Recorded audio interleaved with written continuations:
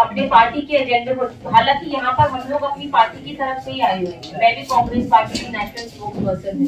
जैसे कि सूरज मंडल जी ने कहा कि 2024 की लड़ाई हमको लड़नी है। जब तक सारी पार्टियां, चाहे वो कांग्रेस हो, चाहे वो एसपी हो, बीएसपी हो, आरजेडी हो, आरएलडी, अपने मोटिव को क्लियर नहीं करेगी तो हम आगे की लड़ाई कैसे लड़ेंगे। जिस तरह से जातिगत जनगणना के लिए पहले ऐसे सांसद थे, वो उन्होंने जो आवाज उठाई थी पार्लियामेंट में कि जातिगत जनगणना होनी चाहिए, जिसकी जितनी संख्या उतनी उसकी भागीदारी होनी।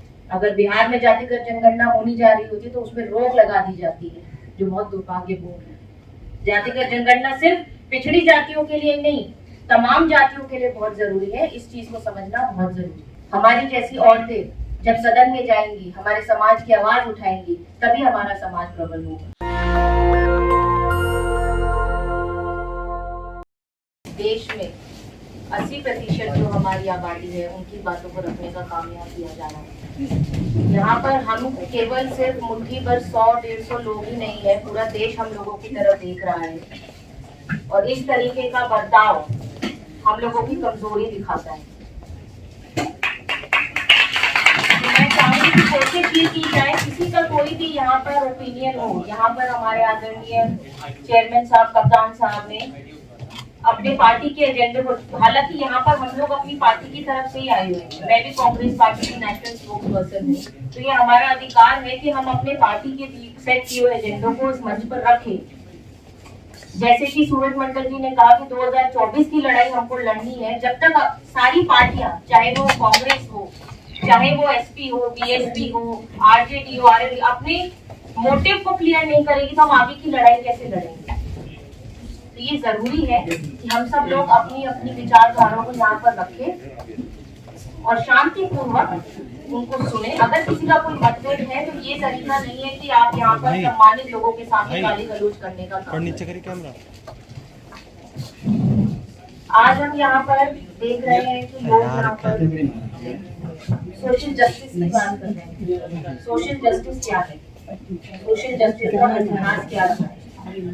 सोशल जस्टिस में की जब हम बात करते हैं तो हम ज्योतिबा फुले को याद करते हैं, सावित्रीबाई फुले को याद करते हैं, तीनों मारा है, बी.आर. अम्बेडकर को याद करते हैं, राम मनोहर लोहिया को याद करते हैं, जवाहरलाल नेहरू, महात्मा गांधी को याद करते हैं। क्योंकि कहीं ना कहीं सभी लोगों का इस देश में पिछड़ों के लिए, जो सामाजिक रूप से, आर्थिक रूप से दबे हुए थे, उनको आगे बढ़ाने में उनका योगदान रहा है।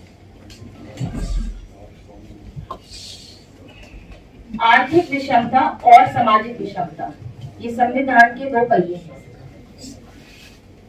डॉक्टर अनिल यादव जी ने जो मैंने सुना था बात कही, बिल्कुल सही कही कि जब तक हम लोग दोनों तरीके से इन दोनों पहलुओं को नहीं देखेंगे, दोनों तरफ से नहीं देखेंगे कि सामाजिक विषमता कहाँ से आती है, वो आर्थिक विषमता से आती है। आप जाति का ग्राफ उठाकर देख लीजिए, ऊपर से लेके नीचे तक जब जातियां जाएंगी तो जैसे जैसे ऊपर से आप नीचे आएंगे उतनी उतनी गरीबी आप पाते जाएंगे।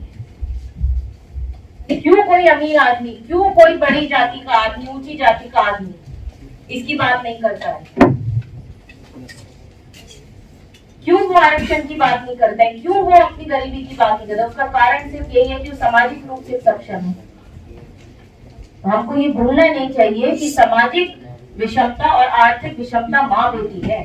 आर्थिक विषमता की महतारी सामाजिक विषमता है और सामाजिक विषमता की बेटी है आर्थिक विषमता, और वहीं से हमारे समाज का रास्ता निकल कर जाता है। हम अगर आर्थिक रूप से स्थायी होंगे, हम आर्थिक रूप से साउंड होंगे, हम आगे अपने समाज को भी सुधार सकेंगे। आज जब हम देखते हैं हमारी सरकार में, सरकारी नौकरियों में लगभग 32 लाख जो सरकारी पदों पर लोग हैं, उसमें से आप लगभग अनुमान लगा लीजिए 7 लाख लोग ओबीसी समाज से आते, केवल 7 लाख, 32 लाख में से 7 लाख, और उन 7 लाख में से भी 6 लाख लोग ऐसे हैं जो सी कैटेगरी में आते हैं। ये हमारे समाज को सोचना होगा कि हमें किस दिशा में अपने आप को लेकर जाना है। जहाँ हम देखते हैं कि हमारी सरकार, जो आज की स्थायी सरकार है, उसमें कैबिनेट सेक्रेटरी और जो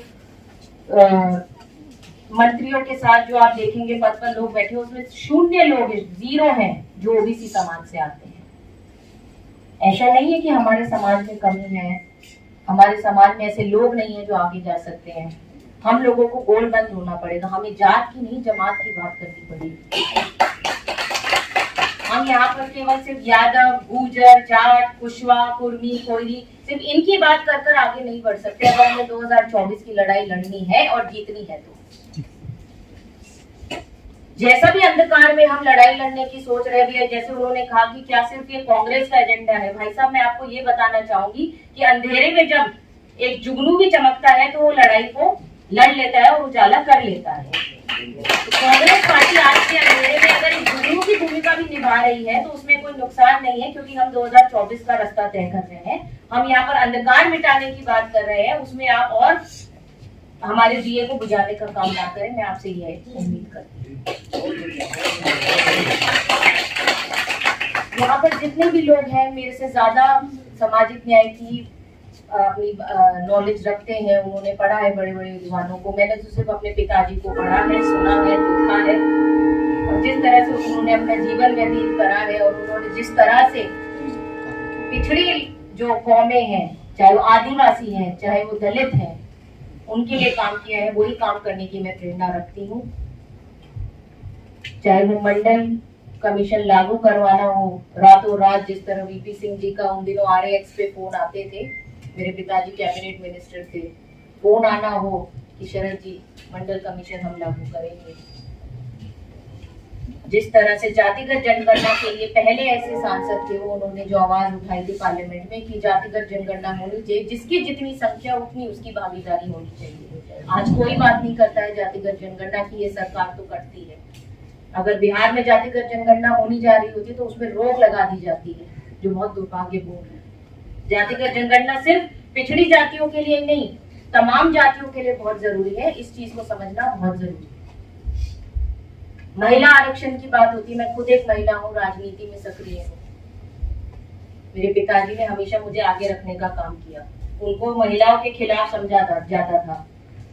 मीडिया जो यहाँ पर आज के टाइम में एक संविधान का, हमारे देश का चौथा स्तंभ है, वो जिस तरह से उनको प्रोजेक्ट किया महिला विरोधी, वो महिला विरोधी नहीं थे। वो ये बात कहते थे कि आप हमारे समाज की महिलाओं को, पिछड़ी समाज की महिलाओं को भी लाने का काम करिए, कोटे के अंदर कोटा देने का काम करिए, जो कि बहुत जरूरी है। हमारी जैसी औरतें जब सदन में जाएंगी, हमारे समाज की आवाज उठाएंगी, तभी हमारा समाज प्रबल होगा। तो ऐसी सब बातें, इन सब पे हम लोगों को विचार करना चाहिए, मंथन करना चाहिए कि आने वाले समय में हम अपनी रूपरेखा किस तरह से बनाएंगे और इन सब चीजों को हम कैसे लागू करेंगे। हमारे यहाँ पर दोनों हमारे न्यायाधीश बैठे हैं, मुझसे बेहतर जानते हैं, हम सबसे बेहतर जानते हैं। मैं आपसे भी अनुरोध करूंगी कि आप जो भी रेजोल्यूशन निकालें, उनके अंदर ऐसे प्रोपेगेंडा निकाले कि हम जैसे युवा लोग भी बाहर निकलकर, जिस तरह मंडल के टाइम सड़क पर युवा जलने को तैयार हो गया था, लाठी खाने को तैयार हो गया था, आज भी वो युवा तैयार बैठा है, पर आप लोगों का एक इशारा तो मैं अपनी बात को यहीं पर ही खत्म करूंगी।